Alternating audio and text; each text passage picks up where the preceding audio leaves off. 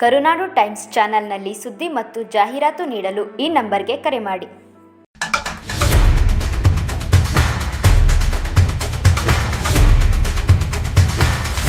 ನಾನು ಇವರ ರೋಗಿ ಪೇಷಂಟ್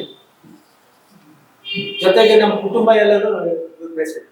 ಹೋದಾಗ ಏನಾದ್ರು ಚಿಕಿತ್ಸೆ ಕೊಟ್ಬಿಟ್ಟು ಔಷಧ ಕೊಟ್ಬಿಟ್ಟು ಕಾಸು ಮಾಡ್ಕೊಂಡ್ರೆ ಕಣ್ಣ ನೀರು ಕೊಡ್ತೀವಿ ಅಂತ ವ್ಯಕ್ತಿ ಹೋಗಿ ನಾನು ವೈದ್ಯ ವೃತ್ತಿಗೆ ಅವಮಾನ ಆಯ್ತದೆ ಸರ್ ಗಾಡಿ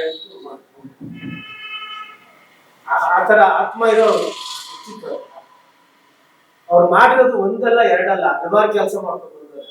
ಇವತ್ತು ಈಗಾಗಲೇ ನಮ್ಮ ಸ್ನೇಹಿತರು ಹೇಳ್ದಂಗೆ ಶಿಕ್ಷಣ ಮತ್ತು ವೈದ್ಯಕೀಯ ಎನ್ನುವುದು ವ್ಯಾಪಾರ ವೃತ್ತಿ ಆಗುತ್ತೆ. ಪ್ರಾರಂಭದಲ್ಲೇನೆ ಅವ್ರಿಗೆ ಮಗು ಹುಟ್ಟಾಗ್ಲೇನೆ ಅದ ಪಾಯ ಹಾಕೊಂಡ್ಬಿಟ್ಟಿರ್ತಾರೆ. ನನ್ನ ಮಗಳ ಅಥವಾ ಮಗನ ಈ ಮೇಲೆ ವ್ಯಾಪಾರೀಕರಣ ಆಗುತ್ತೆ. ಶಿಕ್ಷಣ ಮತ್ತು ವೈದ್ಯಕೀಯ ಎರಡು ಕ್ಷೇತ್ರದಲ್ಲೂ ಇವರು ಸಮಾಜಮುಖಿಯಾಗಿ ಕೆಲಸ ಮಾಡ್ತಾರೆ. ಬಡ ಮಕ್ಕಳಿಗೆ ಉಚಿತವಾಗಿ ಶಿಕ್ಷಣ ಕೊಟ್ಟು ನನ್ನಂತ ಬಡವರಿಗೆ ಉಚಿತವಾಗಿ ಆರೋಗ್ಯ ಸೇವೆ ಒದಗಿಸಿದ್ರು. ಹೀಗೆ ಒಂದಲ್ಲ, ಪತ್ರಿಕೋದ್ಯಮದಲ್ಲೂ ಕೈ ಹಾಕ್ಸಿದ್ರು, ರಾಜಕೀಯ ಕ್ಷೇತ್ರದಲ್ಲೂ ಕೈ ಹಾಕ್ಸಿದ್ರು.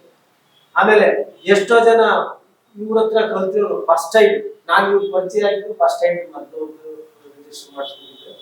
ಆವತ್ತು ಇವ್ರಿಗೂ ನಮ್ಗೆ ಪರಿಚಯ ಆಗಿತ್ತು. ಆವತ್ತಿಂದ ಅವ್ರು ಸಾಯೋ ನನಗೆ ಬಹಳ ಹತ್ತಿರದಲ್ಲೇ ಇತ್ತು.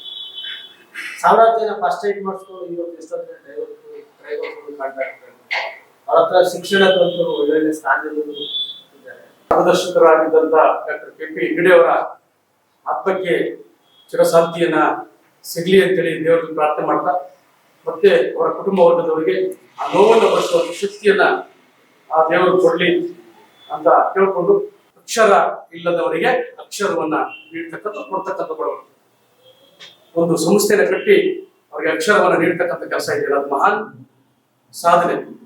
ಅವರು ಎಲ್ಲ ಹೇಳಿದ್ರು, ಅವರು ಇವತ್ತು ಮೇರು ಪರ್ವತ, ಅವ್ರ ಬೇರು ವ್ಯಕ್ತಿತ್ವ ಅಂದ್ರೆ ಅವ್ರ ಮೇರು ಪರ್ವತ. ಹಾಗಾಗಿ ಅವರು ಅಷ್ಟೇ ಅಲ್ಲ, ಇನ್ನು ಮುಂದೆ ಒಂದು ಹೆಜ್ಜೆ ಹೋಗಿ ನಿರುದ್ಯೋಗಿಗಳಿಗೆ ಉದ್ಯೋಗವನ್ನು ಕೊಡ್ತಕ್ಕಂಥ ಕೆಲಸ ಇದೆಯಲ್ಲ.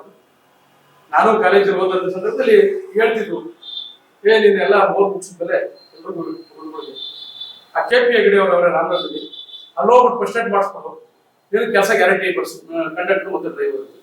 ಇವತ್ತು ಸಾವಿರಾರು ಯುವಕರಿಗೆ ದಾರಿ ದೀಪವಾಗಿದ್ದರು, ಅನ್ನಕ್ಕೆ ದಾರಿ ಮಾಡಿಕೊಟ್ಟಂತ ಮಹಾನ್ ಪುಣ್ಯವಂತರು. ಇನ್ನೊಂದು ಮಾತು ಹೇಳಿದ್ರು, ಶಾಲೆಯವರು ತನ್ನೊಂದು ಬಹಳ ನೋವು, ಅವ್ರಿಗೆ ಮನಸ್ಸಾಕ್ಷಿ ಮತ್ತು ಆತ್ಮಸಾಕ್ಷಿ ಇದ್ದಿದ್ರೆ ಅವ್ರನ್ನ ಕೋಟ ಇಟ್ಟು ಪೂಜೆ ಮಾಡಿ ಅವ್ರಿಗೆ ಆತ್ಮಕ್ಕೆ ಶಾಂತಿಯನ್ನು ಕೊಡಬೇಕಾಗಿ ಆಗದಿರ್ತಕ್ಕಂಥದ್ದು. ಮತ್ತೆ ಅವ್ರನ್ನ ಸರಿಯಾಗಿ ಗಂಭೀರತೆ ಬೆಳೆಸ್ಕೊಂಡಿರ್ತಾರೆ. ಅವ್ರು ಮುಂದೆ ಒಂದಿನ ಅವ್ರು ಅನುಭವಿಸ್ತಾರೆ. ಯಾರು ಮಾಡಿರ್ತಕ್ಕಂಥವ್ರು ಸಮಾಜದಲ್ಲಿ ಇಂಥ ವ್ಯಕ್ತಿಗಳನ್ನ ಗುರುತಿಸಲಿಲ್ಲ ಅಂದ್ರೆ ಅದು ಅವ್ರಿಗೆ ಪುನರಾವರ್ತನೆ ಆಗ್ಲೇಬೇಕು. ಇವತ್ತು ನಾವ್ ಹೆಂಗ್ ಮನನವನ್ನು ಮಾಡ್ಕೊಳ್ತಾ ಇದ್ವೋ ಅವ್ರ ಪುನರಾವರ್ತನೆ ಆಗ್ತದೆ, ಅನುಭವಿಸ್ತಾರೆ ಆ ಶಿಕ್ಷೆನ. ಆ ದೇವರು ಅವ್ರ ಆತ್ಮಕ್ಕೆ ಶಾಂತಿ ಈ ಸಂದರ್ಭದಲ್ಲಿ ಆ ಮೂಲಕ ಸಿಗ್ಲಿ ಅನ್ನೋದೊಂದು ವಿಚಾರ ಹೇಳ್ತಾ, ಕೆಲವು ಅವ್ರ ಮಕ್ಕಳುಗಳು ಆಸಕ್ತಿ ಇದ್ರೆ, ಯಾಕಂದ್ರೆ ಕೆಲವ್ರಿಗೆ ಆಸಕ್ತಿ ಇದ್ರೆ ನಾವು ರಾಬಿ ನಾಗರಾಜ್ ಅವರು ಮಾತಾಡ್ತಾರೆ, ಯಾಕಂದ್ರೆ ಆರ್ಥಿಕವಾಗಿ ಸಫಲರಾಗಿದ್ದಿಲ್ಲ.